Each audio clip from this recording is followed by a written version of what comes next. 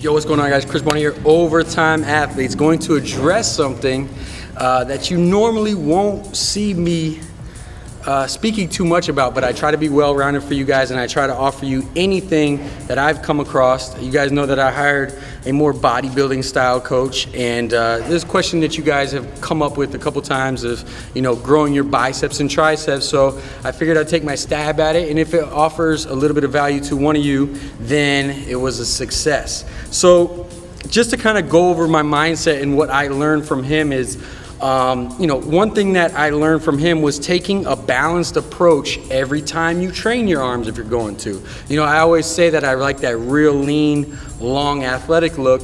He had more of a compact body with huge arms, but from what I learned from him is really taking that balanced approach. And having that balanced approach, or the athletic look, means being able to do a lot of reverse and hammer curls. So anytime you do a reverse or a hammer curl with a dumbbell, you're focusing on one thing that he showed me. And I always like to kick off a lot of you guys who have athlete built, you see in a lot of those workouts that I kick off with a lot of hammer curls, and I do a lot of volume with these, or reverse. And really what you're focusing on is, even if you throw these up, right, you're coming straight to the armpit, you're focusing on pulling them down and back. So you want to lock that elbow in place and pull it down and back.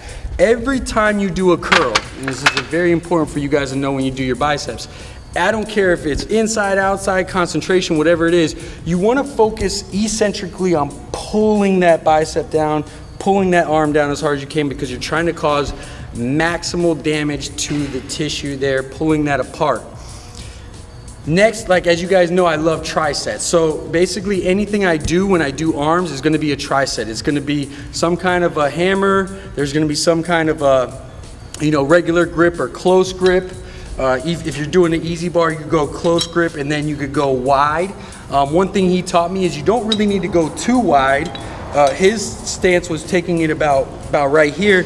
Also, what he taught me when you're doing free weights, like a barbell or easy bar, you don't need to go all the way up, because now when you come all the way past here, you're resting the muscle. So what I would do when he would work with me was I would come up from here, basically from this position to about right above halfway or parallel to the ground, and then focus on pulling that arm down every single time. And what that did was keep the tension on the muscle. So whether you're going inside, boom, pulling it down, outside, boom, pulling it down, or reverse, it's always the same motion. You need to be very conscious about every single rep and keeping that tension on the muscle.